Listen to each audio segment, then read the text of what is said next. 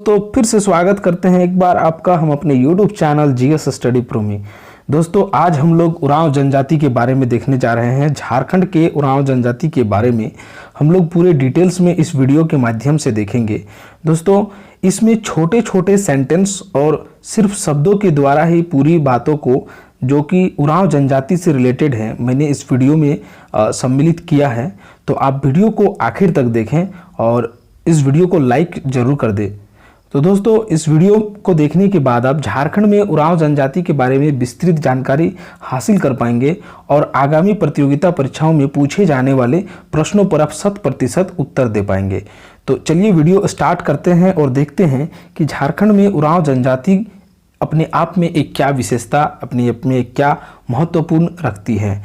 ठीक है, तो देखिए दोस्तों उरांव जनजाति, ठीक है, उरांव जनजाति जो है दोस्तों वो झारखंड की सेकंड पोजीशन की जनजातियों में कहा जाता है और ये शामिल है। इसकी जनसंख्या दोस्तों इतनी है कि यह झारखंड में सेकंड पोजीशन में है। फर्स्ट पोजीशन की अगर हम लोग बात करें तो उसमें आपका संथाल जनजाति है।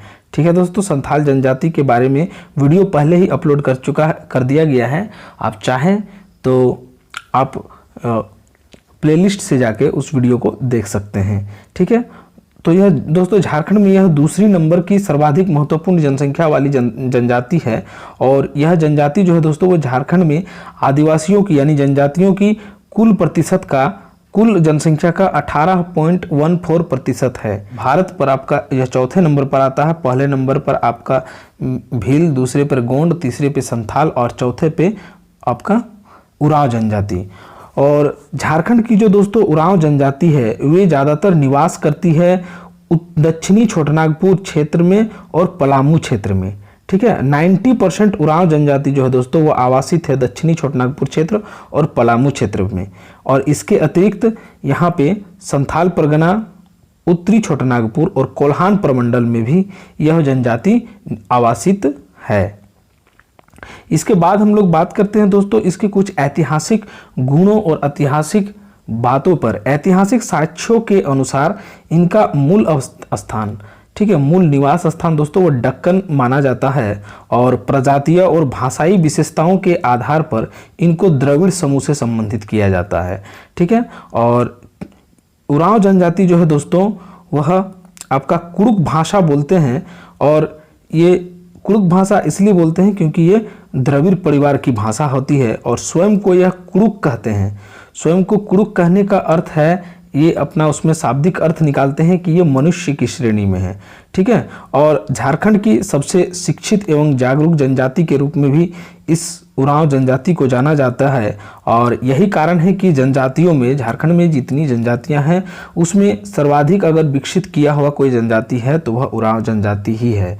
ठीक है, उसके बाद देख लीजिए दोस्तों कि प्रथम जो वैज्ञानिक अध्ययन किए थे इनके गोत्रों से रिलेटेड, इनके माध्यमों से रिलेटेड किया, किस प्रकार के इनकी कार्यशैली है, किस प्रकार की इनकी दिनचर्या है, तो वो सरचंद्र राय ने खोज किया था, इनका अध्ययन किया था। और उस वक्त इन्होंने 68 गोत्र को आइडेंटिफाई किया था। 68 गोत्र, 68 गोत्र, और उस 68 गोत्र में से मुख्यतः 14 गोत्रों में ये लोग विभक्त हैं, मुख्यतः 14 गोत्रों में, जिसको किली भी कहा जाता है। यानी कि उरांव जनजाति वैसे तो 68 गोत्र पाए जाते हैं उरांव जनजाति में, लेकिन मुख्य रूप से ये 14 गोत्रों में विभक्त होते हैं। दोस्तों इस जनजाति की एक विशेष प्रथा है, एक विशेष प्रचलित प्रथा है जिसमें ये गोदना गोदवाते हैं। और इसमें गोदना यानी टैटू, ठीक है, और टैटू गोदवाने में महिलाओं को अत्यधिक जो है इसमें महत्व दिया जाता है। यानी महिलाएं टैटू को अत्यधिक महत्व देती है गोदना गोदने में। सबसे ज़्यादा इसमें महिलाएं टैटू लगाती है। और इसमें एक और चीज़ है दोस्तों कि समगोत्रीय विवाह जो है वो नहीं होता है।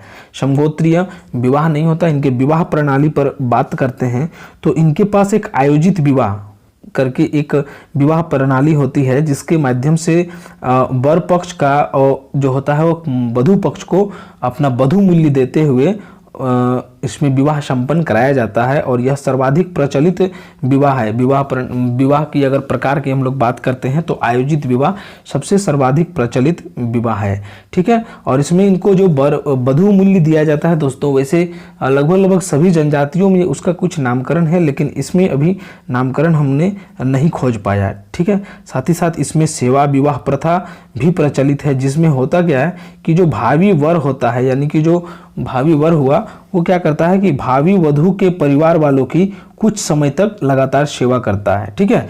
जो लड़की पक्ष होती है उसके परिवार वालों की लड़का पक्ष वाला कुछ समय तक सेवा करेगा, ठीक है। इसमें विधवा विवाह भी प्रचलित है, लेकिन इसमें क्या होता है कि एक ही गांव के लड़के और लड़की की जो शादी होता है दोस्तों वो नहीं कराया जाता है, यानी कि एक गांव का अगर कोई है लड़का लड़की तो उसको एक ही गांव में शादी कराने पर इसमें महत्व नहीं दिया जाता है। इस कारण से लड़का लड़की का शादी एक ही गांव में नहीं होता है। दोस्तों आपसे छोटी सी रिक्वेस्ट है कि अगर आप हमारे चैनल पर फर्स्ट टाइम आए तो प्लीज़ चैनल को सब्सक्राइब कर लीजिए, क्योंकि आपको इस चैनल पे इसी तरह से नॉलेजेबल जानकारी ही मिलेगी। दोस्तों इस चैनल पर जेएसएससी से रिलेटेड सारे अपडेट्स को प्रकाशित उसमें वीडियो के माध्यम से आपके पास तक पहुँचाया जाता है। तो आप अगर जेएसएससी से रिलेटेड अपडेट रहना चाहते हैं तो भी आप हमारे चैनल को जरूर से सब्सक्राइब कर लीजिए। दोस्तों बात करते हैं इसमें एक और अच्छे फैक्ट की, तो ये क्या करते हैं कि आपस में रिश्ता नाता जो होता है उसको स्थापित करने के लिए सहिया का चुनाव करते हैं। सहिया एक शब्द है दोस्तों, देख लीजिए, इसमें सहिया का ये चुनाव करेंगे और यह जो चुनाव होता है दोस्तों वो प्रत्येक 3 वर्ष की धनकटनी के बाद सहिया चयन समारोह होता है और उसी के आधार पर ये सहिया का चुनाव करते हैं। और ये जो सहिया होता है दोस्तों इनको सहियारों कहा जाता है। क्या कहा जाता है दोस्तों? सहियारों। सहिया जो होता है वो सहियारों कहलाता है। प्रत्येक 3 वर्ष के बाद सहिया चयन समारोह का आयोजन किया जाता है, ठीक है। आपसी मित्रता बढ़ाने के संबंध के उद्देश्य से क्या होता है कि लड़का लड़की दोस्त बनते हैं, जिसमें अगर लड़की लड़की दोस्त बनती है तो उसको गोई या करमडार कहा जाता है तथा लड़के को लार या संगी कहा जाता है, ठीक है। और विवाहोपरांत अगर जब विवाह हो जाता है तो उसके बाद पत्नियां जो है वो आपस में एक दूसरे के लारिन या संगिनी कहलाती है। लड़कों की पत्नियां आपस में एक दूसरे की लारिन या संगिनी कहलाती है, ठीक है। उसके बाद इसका है कि दोस्तों परिवार की संपत्ति पर केवल पुरुषों का एकाधिकार होता है उरांव जनजाति में, और इसीलिए यह जो आपका चलता है दोस्तों वो पितृसत्तात्मक इसमें चलता है और ये पितृवंशीय पर को विशेष महत्व देते हैं, ठीक है। कुछ इंपॉर्टेंट बात है, देख लीजिए धूमकुरिया के बारे में। जो धूमकुरिया जो होता है दोस्तों इन लोगों का युवा गिरिह कहलाता है। जो युवा गिरिह है उसका नाम धूमकुरिया है।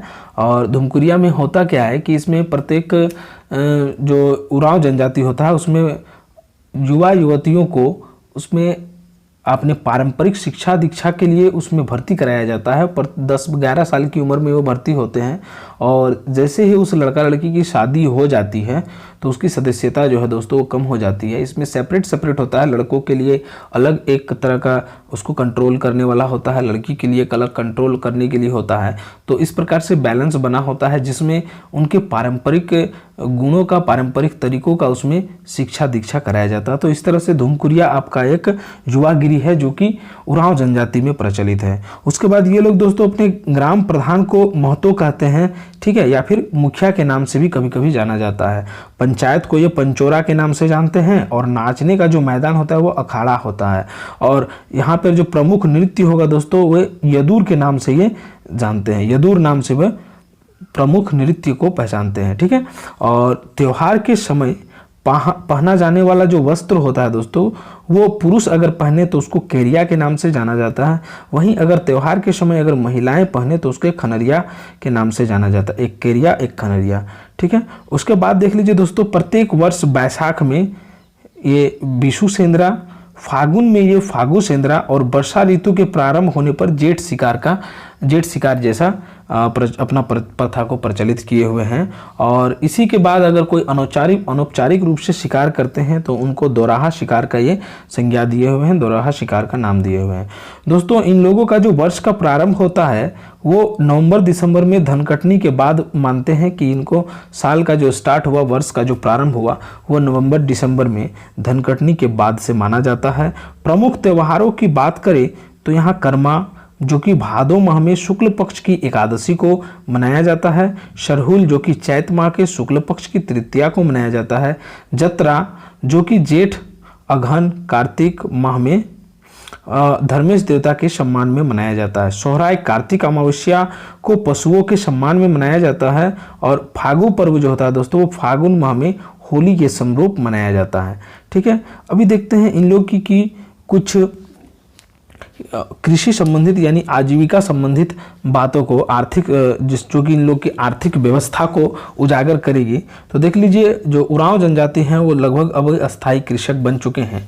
क्या था कि प्रारंभ में ये छोटानागपुर क्षेत्र में आए थे तो इन्होंने जंगलों को साफ किया और कृषि कार्य यहाँ पे स्टार्ट कर दिए। ठीक है, और इस तरह से जो लोग आए और इस तरह के उरावों को भूइहर उराव के नाम से जाना जाने लगा। ठीक है, और इनकी भूमि जो हुई दोस्तों वो हो गई भूइहरी भूमि, और इनका जो गांव बसा वहां पर उस गांव को भूइहर गांव कहा जाने लगा। ठीक है, लेकिन ऐसा तो हो नहीं सकता है कि सिर्फ एक बार आए और एक ही बार में सारे के सारे उराव जनजाति के लोग आपस में एक समुदाय बना के रहने लगे, ऐसा तो होता नहीं है। बाद में भी कुछ आए, तो बाद में आने वाले उरावों को रैयत या जेठ रैयत के नाम से जाना गया, जो जंगलों को साफ नहीं किए, बस उनको साफ किया हुआ जगह पर उनको आश्रय दिया गया, शरण में शामिल कराया गया, उन लोगों को रैयत या जेठ रैयत के नाम से जाना जाने लगा। ठीक है दोस्तों, उराव जनजाति में एक विशेष प्रकार की प्रथा पाई जाती है जिसका नाम पसरी है। एक्चुअली में यह पसरी जो है दोस्तों वो मेहनत का विनिमय का एक प्रथा है। आप लोगों ने वस्तु विनिमय तो पढ़ा ही होगा, जस्ट उसी तरह से वस्तु विनिमय प्रणाली पर ही आधारित है, और उसी के टाइप का मानिए कि यह एक पसरी भी एक मेहनत का विनिमय वाला होता है। इसमें क्या होता है कि किसी आदमी को अपना हल बैल दे दिया जाता है, हल और बैल जो होता है दोस्तों वो जोतने के लिए किसी आदमी को दे दिया जाता है, और बदले में उस आदमी से खेत को जोतने कोड़ने में सहायता ले लिया जाता है। यानी कि ये अपना पावर जो था हल बैल के द्वारा किसी पर्सन को दिए और उस पर्सन से उसका श्रमिक सहायता लेकर अपने खेतों को जोतने कोड़ने में अपने आप को कार्य को आगे बढ़ा लिए। दोस्तों इन लोगों का प्रमुख भोजन की बात करें उरांव जनजाति का, उरांव का प्रमुख भोजन दोस्तों चावल, जंगल की पक्षी और फल है। ठीक है, चावल, जंगल की पक्षी और फल हो गया। और ये जो दोस्तों इन लोग का प्रिय पेय पदार्थ आपका हड़िया भी है। ठीक है, इनका प्रिय पेय पदार्थ हड़िया है, हड़िया के बारे में आप लोग अवश्य जानते होंगे। उसके बाद इन लोग जो है दोस्तों यानी कि उरांव जनजाति जो है यह बंदर का मांस नहीं खाते हैं। इस चीज़ को आप यहाँ पे पॉइंट आउट कीजिएगा, ये बंदर का मांस नहीं खाते हैं।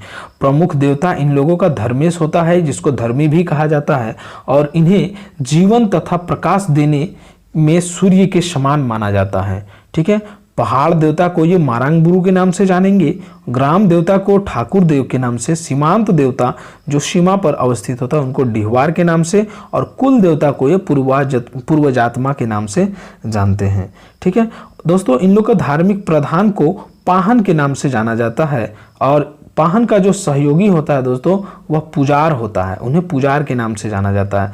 फसल जो है दोस्तों जब रोपते हैं तो उस टाइम भेलवा का पूजा करते हैं और गांव के कल्याण के लिए गोरिया पूजा करते हैं। ऐसा ये वर्ष में एक बार करते हैं, एक बार आयोजन करते ही हैं। एक बार फसल रोपते समय जिसको भेलवा पूजा कहा जाता है, और गांव की कल्याण के लिए गोरिया पूजा का आयोजन किया जाता है। मुख्य पूजा स्थल की बात करें तो सरना ही है इन लोग की भी, उरांव जनजाति की भी, और पूर्वजों की आत्मा के निवास स्थान को ये लोग शासन के नाम से संबोधित करते हैं। दोस्तों जनवरी में, हर साल जनवरी में इन लोग एक हड़बोड़ा नाम का संस्कार का आयोजन करते हैं, यानी कि हड़बोड़ा संस्कार का आयोजन किया जाता है। और इस संस्कार में होता क्या है कि साल भर में मरे गोत्र के सभी लोगों की हड्डियों को नदी में प्रवाहित या निक्षेपित किया जाता है, और इसी हड़बोड़ा संस्कार को ये गोत्र खूंदी के नाम से जाना जाता है।